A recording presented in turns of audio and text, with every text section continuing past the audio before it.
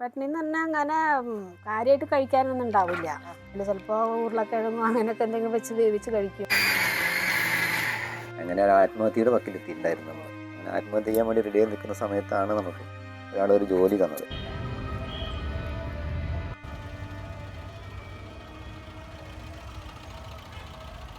അപ്പം എല്ലാ വീഡിയോയിലും ഞാൻ പരിചയപ്പെടുത്തുന്നത് ഓരോ ഹോട്ടലിനെ പറ്റിയും ഫുഡിനെ പറ്റിയൊക്കെയാണല്ലോ.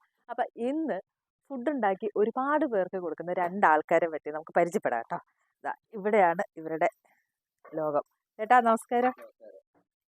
ചേട്ടാ അപ്പൊ തിരക്കാണോ? ഇല്ല, തിരക്ക് ഭക്ഷണം പാചകത്തിന്റെ പണിയിലാണ്. എന്താ ഏട്ടന്റെ പേര്? എൻ്റെ പേര് സതീഷ്. സതീഷ് എന്നാണ്. ഇത് ഏട്ടന്റെ വൈഫാണ്. ചേച്ചി എന്താ പേര്? സരിത. ഇവർ രണ്ടുപേരും കൂടി എന്തിനാണ് ഫുഡ് ഉണ്ടാക്കുന്നത്, എങ്ങനെയാണെന്നൊക്കെ നമുക്ക് കാണാം.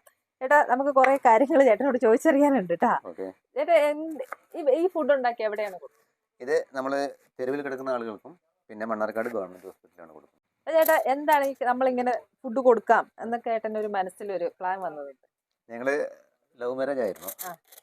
കല്യാണം കഴിഞ്ഞിട്ട് 14 വർഷമായി. ജീവിതത്തിലെ വീട്ടുകാരൊക്കെ ശക്തമായിട്ടുള്ള എതിരായിരുന്നു. ഇപ്പോഴും അവർ മുന്നോട്ട് കൊണ്ടുപോയി തന്നെയാണ്. അപ്പോൾ ഞങ്ങൾ ഒരു ജോലി അറിയില്ല എനിക്ക് പ്രത്യേകിച്ച്. അപ്പോൾ അന്ന് ബാംഗ്ലൂരായിരുന്നു നമ്മൾ കല്യാണം കഴിക്കുന്ന സമയത്ത്. അന്ന് ചെറിയ കച്ചവടമായിരുന്നു, ഫുട്പാത്തിൽ കച്ചവടമായിരുന്നു. മെട്രോ വന്നതിന് ശേഷം ആ കച്ചവടം നിർത്തേണ്ട ഒരു സാഹചര്യത്തിലേക്ക് എത്തി. അങ്ങനെ പിന്നെ നാട്ടിലേക്ക് വന്നു എന്ത് പണി ചെയ്യുക എന്നുള്ള തയ്യാറെടുപ്പോടെ വന്നിട്ടുണ്ടായിരുന്നു. നമുക്കങ്ങനെ പണിയും കാര്യങ്ങളൊന്നും ഇല്ല. അഥവാ ഒരു പണി വരികയാണെങ്കിൽ തന്നെ വീട്ടുകാരൊക്കെ വന്ന് അതൊക്കെ മുടക്കി. അങ്ങനെ ഒരു ആത്മഹത്യയുടെ വക്കിലെത്തിയിട്ടുണ്ടായിരുന്നു നമ്മൾ. അങ്ങനെ ആത്മഹത്യ ചെയ്യാൻ വേണ്ടി റെഡിയായി നിൽക്കുന്ന സമയത്താണ് നമുക്ക് ഒരാളൊരു ജോലി തന്നത്. സാധാരണ കൂലിപ്പണി തന്നെയാണ്. ആ കൂലിപ്പണി അയാളൊരു കൂടപ്പറപ്പിന്മാരെ നിർത്തി നമുക്ക് പല സ്ഥലങ്ങളിലും വർക്ക് വന്നു. അതുകൊണ്ട് കുടുംബം പട്ടിണിയില്ലാണ്ട് അങ്ങനെ കരകയറി. ഇപ്പോൾ ഗ്യാസ് അടുപ്പിൻ്റെ റിപ്പയറിങ്, പിന്നെ ഓയിലിൻ്റെ കച്ചവടങ്ങൾ, വീട്ടുകൾക്ക് കയറിയിട്ടുള്ള കച്ചവടങ്ങൾ, അങ്ങനെയൊക്കെ ആയിട്ടാണ് നമ്മൾ മുന്നോട്ട് പോകുന്നത്. എൻ്റെ ഒരു അടിസ്ഥാനത്തിൽ തന്നെയാണ് വിശപ്പ് എന്താണെന്ന് വളരെ വ്യക്തമായിട്ട് മനസ്സിലാക്കിയതിൻ്റെ അടിസ്ഥാനത്തിൽ തന്നെ ഇറക്കരുത് എന്നുള്ള ഉദ്ദേശത്തിലാണ് ഇപ്പോൾ നമ്മൾ ഈ പദ്ധതി ചെയ്യുന്നത്. അപ്പം വിശപ്പിന്റെ വില അറിഞ്ഞവനെ അത് അല്ലേ കൊടുക്കാനുള്ള ഒരു മനസ്സുണ്ടാവുള്ളൂ. തീർച്ചയായിട്ടും. ഇപ്പം അപ്പൊ ചേട്ടൻ ഇപ്പൊ എന്താ പണിയൊക്കെ എടുക്കുന്നത്? ഇപ്പൊ ഗ്യാസ് അടുപ്പിന്റെ റിപ്പയറിംഗ് ആണല്ലേ.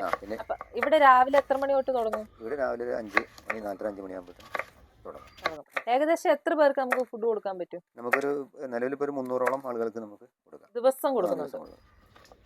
പിന്നെ ഹോസ്പിറ്റലിന്റെ അഡ്മിറ്റ് കുറവും കൂടുതലേക്ക് വരും. അതിനനുസരിച്ചിട്ട് കുറവൊക്കെ ആയിട്ട് അങ്ങനെ മുന്നോട്ട് പോകും. ഇത് സഹായിക്കാൻ ചേച്ചി മാത്രമേ ഉള്ളൂ? അതെ. ഇവർ എത്ര മണിക്ക് തുടങ്ങും ഇവിടെ? ഒരു 5 മണിയൊക്കെ ആകുമ്പോഴത്തേക്കും. 5 മണിയൊക്കെ ആകുമ്പോൾ എന്തൊക്കെ കറികളുണ്ടാവും? ഒരു സാമ്പാർ, അല്ലെങ്കിൽ മോരുകറി, അങ്ങനെ എന്തെങ്കിലും ഒഴിച്ചു കറി, ഒരു ഉപ്പേരി, അച്ചാറ്, ഇത്ര ഉണ്ടാവും അല്ലേ? രാവിലെ 5 മണി തൊട്ട് ഇവർ രണ്ടുപേരുടെ ഒരു ലോകമാണല്ലേ ഇവിടെ. ഇവർ രണ്ടുപേരും കൂടി എല്ലാം ചെയ്ത. ചേച്ചി ചേട്ടൻ പണിക്ക് പോവാൻ ചേച്ചി എന്ത് ചെയ്യും? അപ്പം വേറെ ആരുണ്ട്? പിള്ളേർ 2 പേരാണ്. ഒരാൾ 7ാം ക്ലാസ് പഠിക്കുന്നു, ഒരാൾ 2ാം ക്ലാസ് പഠിക്കുന്നു. ചേട്ടൻ അപ്പൊ ഇവിടെ പണിയൊക്കെ കഴിഞ്ഞിട്ടാണോ അല്ലാത്ത പണിക്ക് പോവാ? അതെ, ഞാൻ ഇവിടുത്തെ പണി ഉച്ചവരെ ഇതിന്റെ പിന്നാലെ നിൽക്കും. ഉച്ചയ്ക്ക് ശേഷമാണ് ഞാൻ വർക്കിന് പോവുക. ഗ്യാസ് അടുപ്പിന്റെ റിപ്പയറിങ്ങിനാണ് വീടുകളിൽ പോയിട്ട് ചെയ്യാറ്. അപ്പോൾ അതിന്റെ കൂടുതൽ നമുക്ക് ഈ പാതയം എന്ന് പേരിലൊരു പിനോയിൽ, dish wash, floor cleaner, toilet cleaner, അങ്ങനെ ഐറ്റങ്ങളൊക്കെ കൊണ്ട് വിൽക്കും. അത് ഇതിന് ഫണ്ട് കണ്ടെത്താൻ വേണ്ടി. അപ്പം ഇതൊക്കെ കഴിഞ്ഞിട്ടാണ് ഏട്ടൻ വേറെ ജോലിക്ക് പോയിട്ട് അതിൽ നിന്ന് കിട്ടുന്ന വരുമാനം കൊണ്ട് പിന്നെ ഇവിടെ വന്നിട്ട് ഇങ്ങനെ എല്ലാവർക്കും ഭക്ഷണം കൊടുക്കും. എത്ര നാളായി ഇത് തുടങ്ങിയിട്ട്? 2019 ആദ്യത്തെ ലോക്ക്ഡൌൺ തുടങ്ങിയാണ്. ഇപ്പോഴും കൊണ്ടുപോകുന്നു അല്ലേ? ഇനി അങ്ങോട്ടേക്ക് ഇത് കൊണ്ടുപോകാൻ പറ്റട്ടെ അല്ലേ? അത് നമുക്ക് ആശംസിക്കാം. എന്തായാലും നമുക്ക് ചേച്ചിയോട് കുറച്ച് കാര്യങ്ങളും കൂടി ചോദിക്കാം കേട്ടോ. അപ്പം ചേച്ചിയും ചേട്ടനും കൂടിയാണ് കേട്ടോ ഇവിടുത്തെ എല്ലാ കാര്യങ്ങളും മാനേജ് ചെയ്യുന്നത്. ചേച്ചിയുടെ പേരെന്താ? സരിത. ചേച്ചി ഇപ്പൊ എന്താ ഉണ്ടാക്കുന്നത്? ഇപ്പോ മത്തനും പയറും കൂടി. ഇത് എലിശ്ശേരി. ചേച്ചിയാണ് ഇവിടുത്തെ കുക്കിങ്ങിന്റെ ഒരാള്. ഫുഡൊക്കെ ഉണ്ടാക്കണം ഞാൻ. ചേട്ടൻ ഇങ്ങനെ ഒരു തീരുമാനം പറഞ്ഞപ്പോ ചേച്ചിക്ക് എന്ത് തോന്നി? ആദ്യം കുട്ടികളുടെ കാര്യം തിരക്കായിരിക്കുമല്ലോ, ചെയ്യാനൊക്കെ ബുദ്ധിമുട്ടായിരിക്കുമല്ലോ എന്ന് പറഞ്ഞു. പിന്നെ തുടങ്ങിയപ്പോ അങ്ങോട്ട് ശീലായി. പക്ഷെ നമ്മളിങ്ങനെ ഫുഡ് കൊണ്ട് കൊടുക്കുമ്പോ ഒരു മനസ്സിനൊരു സന്തോഷം ഇല്ല? ഇങ്ങനെ കഴിച്ചു കഴിഞ്ഞ് കഴിയുമ്പോ ഒരു സന്തോഷം തന്നെ. എല്ലാവരും വന്നിട്ട് പറയും. ചേച്ചിയും പോകാറുണ്ട് ഫുഡ് കൊടുക്കാൻ വേണ്ടി? 2 പേരും കൂടിയിട്ടാണ്. ആണ്. വേറെ ആരും സഹായത്തിനൊന്നും ഇല്ലല്ലോ? ആരും ഉണ്ടാവില്ല. അപ്പൊ ചേച്ചി രാവിലെ 5 മണി തൊട്ട് ചേച്ചി ഇവിടെ തന്നെ കാണും? ഓടി ഉണ്ടാവും. അപ്പൊ എന്നിട്ട് ചേച്ചി കുട്ടികളുടെ പരിപാടി നോക്കി എല്ലാം നോക്കിയിട്ട് ഓടി ഇവിടെ എത്തൂലേ? അതെ. ഇത് കഴിഞ്ഞിട്ട് ചേട്ടൻ പണിക്ക് പോകുമ്പോ പാത്രമൊക്കെ കഴുകുന്ന ചേച്ചിയെ? ഉച്ചക്ക് വന്നു കഴിഞ്ഞാൽ പാത്രങ്ങൾ കഴുകലും വെടുപ്പാക്കലും. ചേച്ചി ഒരുപാട് പട്ടിണിയൊക്കെ കിടന്നിട്ടാണ് നിങ്ങൾ ഈ തീരുമാനത്തിലേക്ക് എത്തിയെന്ന് ഞാൻ ചേട്ടൻ പറഞ്ഞു. ചേച്ചിക്ക് അതിനെ കുറിച്ച് എന്താ പറയാനുള്ളത്? കുട്ടിക്ക് 45 ദിവസമായപ്പോഴാണ് ഞങ്ങൾ ബാംഗ്ലൂരിൽ നിന്ന് വന്നത്. അപ്പോൾ ഏട്ടന് പണിയൊന്നും അറിയില്ലായിരുന്നു. ഇവിടെ ആരും പരിചയമില്ലാത്ത ബുദ്ധിമുട്ടുണ്ടായിരുന്നു. അങ്ങനെ നാട്ടിൽ വന്നിട്ട് കൂലിപ്പണിക്ക് പോയി. പിന്നെ ഭക്ഷണമില്ലാത്തൊരവസ്ഥയായി. പണിക്കൂലി കുറവാണല്ലോ അന്നത്തെ സമയത്തൊക്കെ. അങ്ങനെ പണിക്കൂലി കുറവായപ്പോൾ ഭക്ഷണത്തിന് ഭയങ്കര ബുദ്ധിമുട്ടിലായിരുന്നു. കുട്ടിക്ക് പാൽ കൊടുക്കണം, നമ്മുടെ ചിലവ് കഴിയണം, വാടക കഴിയണം. അങ്ങനെയൊക്കെ ആയപ്പോൾ മരിച്ചാലോ എന്നുള്ള തീരുമാനത്തിൽ ഞങ്ങൾ നിൽക്കുമായിരുന്നു. അങ്ങനെ ഒരു ദിവസം ഇരിക്കുമ്പോഴാണ് ഞങ്ങളുടെ ഏട്ടൻ വന്നിട്ട് ഞങ്ങൾക്ക് പണിക്ക് ആളാവശ്യമുണ്ട് വായോ എന്ന് പറഞ്ഞിട്ട് വിളിച്ചത്. അങ്ങനെ പണിക്കൊക്കെ പോയി. പിന്നെ ശരിയായി. ചേച്ചി പട്ടിണി എത്ര ദിവസങ്ങളെയൊക്കെ ഇരുന്നിട്ടുണ്ടോ? പട്ടിണി എന്ന് പറഞ്ഞാൽ അങ്ങനെ കാര്യമായിട്ട് കഴിക്കാനൊന്നും ഉണ്ടാവില്ല. ഭക്ഷണം കഴിക്കാനുണ്ടാവില്ല. ചിലപ്പോൾ ഉരുളക്കിഴങ്ങോ അങ്ങനെയൊക്കെ എന്തെങ്കിലും വെച്ച് വേവിച്ച് കഴിക്കും. അങ്ങനത്തെ ഒരു അവസ്ഥയിലായിരുന്നു. 2-3 ദിവസമൊക്കെ അങ്ങനെ ഇരുന്നിട്ടുണ്ട്. പ്രശ്നമില്ല. നമ്മൾ ഒരു എന്താ പറയാ, ഒരു ദിവസമെങ്കിലും നമ്മൾ ഒരു വിശപ്പിന്റെ വില അറിയണം എന്ന് ഞാൻ പറയും. കാരണം നമ്മൾ ഫുഡൊക്കെ എത്രയോ വേസ്റ്റ് ചെയ്യുന്നുണ്ട് അല്ലേ ചേച്ചി? അത് അറിയുന്നവർക്ക് മാത്രമേ ആ ഫുഡ് വേസ്റ്റ് ചെയ്യുമ്പോൾ വരെ നമുക്ക് ആ മനസ്സിലുള്ളൊരു വിഷമം മനസ്സിലാവുള്ളൂ. എന്തായാലും ഇപ്പൊ ചേച്ചി ഇതിനകത്ത് എന്താ കഞ്ഞത് വെന്തിട്ട് വേണം പയറിടാൻ. ചേച്ചി ഈ പാചകമൊക്കെ എവിടെ നിന്ന് പഠിച്ചത്? അങ്ങനൊന്നുമില്ല, ചെയ്ത് ശീലായി. പിന്നെ അമ്മ ചെയ്ത് കണ്ട് പരിചയമുണ്ട്. ചേച്ചിയുടെ ശരിക്കും വീട് എവിടെയാ? ഇരിഞ്ഞാലക്കുട, തൃശ്ശൂർ ജില്ലയിൽ. എന്നും വെറൈറ്റി അല്ലേ കൊടുക്കുന്നത്? അതെ അതെ. ഒരു ദിവസം സാമ്പാർ, മോരുകറി. ഇപ്പൊ ഞാൻ മറ്റേ പച്ചക്കറിക്കൊക്കെ നല്ല വിലയല്ലേ? ഈ ഏട്ടൻ പോയിട്ട് കൊണ്ടുവരുന്നതും കൊണ്ടല്ലേ നിങ്ങൾ ഇതൊക്കെ കൊണ്ടു നടക്കുന്നത് അല്ലേ? അപ്പം ജീവിതം എങ്ങനെ പോകുന്നു? ജീവിതത്തിൽ കൂടെ തന്നെ ഈ ഭക്ഷണം തന്നെ ഞങ്ങളും കഴിക്കണത്. കുട്ടികളൊക്കെ ഞങ്ങളും കഴിക്കുന്നത് ഈ ഭക്ഷണം തന്നെയാണ്. വീട് പണി നടന്നുകൊണ്ടിരിക്കണ, ചെറിയൊരു വീട് പണിയുന്നുണ്ട്. ആണല്ലേ? നമ്മള് നല്ല മനസ്സുള്ളവർ എപ്പോഴും ദൈവം അനുഗ്രഹിക്കുക എന്ന് പറയുന്ന പോലെ ചേച്ചിക്കൊക്കെ നല്ല വീടായി നല്ല സുഖമായിട്ട് ജീവിക്കട്ടെ എന്ന് നമുക്ക് പ്രാർത്ഥിക്കാം അല്ലേ? അപ്പം ഓൾമോസ്റ്റ് എല്ലാം റെഡി ആയിട്ടുണ്ട്. ചേച്ചി നല്ല ഇതെന്തായിരുന്നു കേട്ടോ? ഇത് മത്തനെലിശ്ശേരി. ചേച്ചിയുടെ സ്പെഷ്യൽ ആണ് കേട്ടോ ഈ സാധനം. ഇവിടെ ചേച്ചിക്ക് ഇതിന് ആരാധകരുണ്ടെന്നല്ല പറയുന്നത്. ഇത് നമ്മൾ ഫുഡ് കൊടുക്കുന്നുണ്ടെങ്കിലും നല്ല വൃത്തിക്ക് നല്ല അടിപൊളി ഫുഡാണ് കേട്ടോ ഇവിടെ ഇവരെ കൊടുക്കുന്നത്. കണ്ടോ, നല്ല അടിപൊളി എളിശ്ശേരി. പിന്നെ ഏട്ടൻ ഫുഡ് കെട്ടി തുടങ്ങിയില്ലേ ഏട്ടാ? അപ്പൊ ഇനി സാമ്പാർ തിളച്ചോണ്ടിരിക്കുന്നു. ചേച്ചി ഫുൾ ബിസിയാണ്. ഞാൻ ഇവിടെ വന്നിട്ട് ഇപ്പൊ ഒരു 2-3 മണിക്കൂറായിട്ടോ. ഫുള്ള് ചേച്ചി തിരിഞ്ഞു പറഞ്ഞു ഫുള്ള് ബിസിയാണ്. ശരിക്കും ഏട്ടന്റെ ഭാഗ്യം എന്ന് പറഞ്ഞ ചേച്ചീനെ പോലെ ചേച്ചിനെ കിട്ടിയതാട്ടോ. കാരണം ഇത്രയും നമ്മള് നല്ല രാവിലെ ഒരു 5 മണി തൊട്ട് ചേച്ചി ഫുൾ ടൈം ഓണാണ്. നല്ല അടിപൊളിയായിട്ട് കുക്ക് ചെയ്യുന്നു എല്ലാം. ചേട്ടാ ഇപ്പം ഞാൻ പറയട്ടെ, നമുക്ക് ഇതുപോലെ കൊടുക്കണം എന്ന് ആഗ്രഹം ഉണ്ടെങ്കിൽ എന്താണ് ചേട്ടൻ ചെയ്യേണ്ടത്? അതുപോലെ കൊടുക്കാൻ താല്പര്യമുള്ളവർക്ക് ഞാൻ ഫണ്ടൊന്നും നമ്മൾ നേരിട്ട് സ്വീകരിക്കുന്നില്ല. ഒരു കടക്കാരൻ്റെ ഡീറ്റെയിൽ കൊടുക്കുക, കടയിലേക്ക് പൈസ കൊടുത്ത് നമ്മൾ ആവശ്യമുള്ള സാധനങ്ങൾ വാങ്ങണം. അതായത് നിങ്ങൾക്ക് ആർക്കെങ്കിലും ഇതേപോലെ കൊടുക്കണം എന്ന് ആഗ്രഹം ഉണ്ടെങ്കിൽ നേരിട്ട് ഏട്ടന്റെ അക്കൗണ്ടിലോട്ട് പൈസയോ കാര്യങ്ങളോ ഒന്നും ചെയ്യരുത് അല്ലേ ഏട്ടാ? അങ്ങനെയൊന്നും വേണ്ട. ഏട്ടൻ ഒരു കടയുടെ നമ്പർ തരും, കടക്കാരനെ വിളിച്ച് കടക്കാരന്റെ അങ്ങോട്ട് പൈസ കൊടുക്കുവോ അല്ലെങ്കിൽ അവിടെ സാധനം അല്ലേ?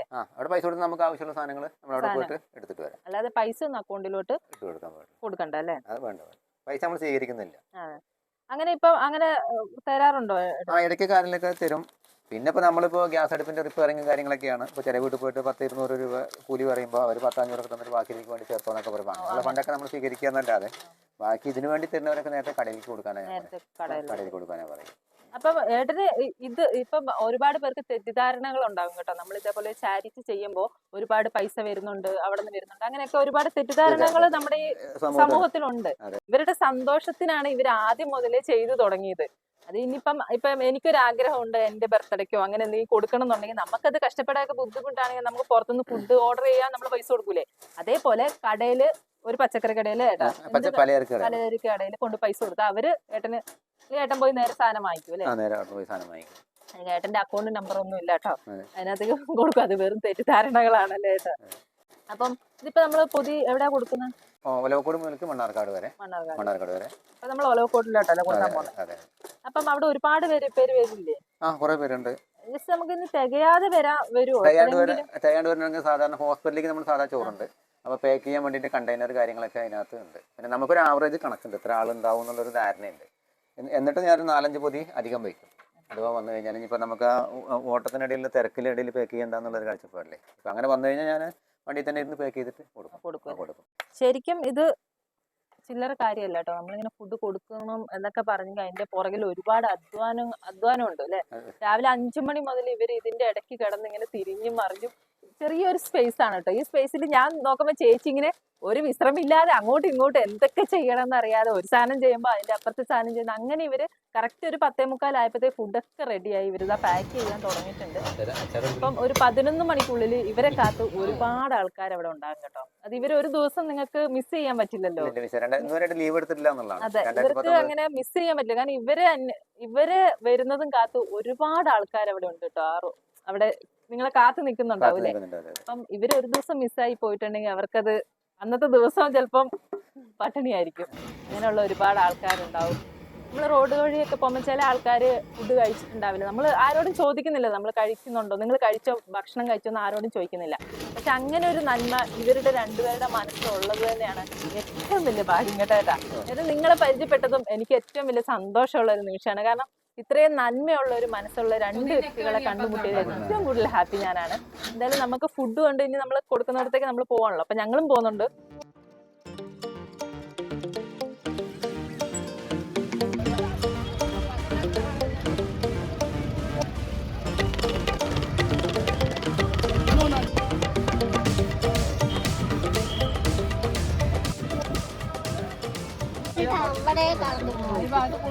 അപ്പൊ നമ്മളവിടുന്ന് ഫുഡും കാര്യങ്ങളൊക്കെ കഴിഞ്ഞിട്ട് നേരെ വന്നിരിക്കുന്ന ഒലവക്കോട് റെയിൽവേ സ്റ്റേഷന്റെ മുന്നിലേക്കാണ് എത്തിക്കുന്നത് കേട്ടോ. ഇവിടെ എത്തിയപ്പോ തന്നെ ആൾക്കാർ ഓടി വരുമായിരുന്നു കേട്ടോ ഭക്ഷണത്തിന് വേണ്ടി.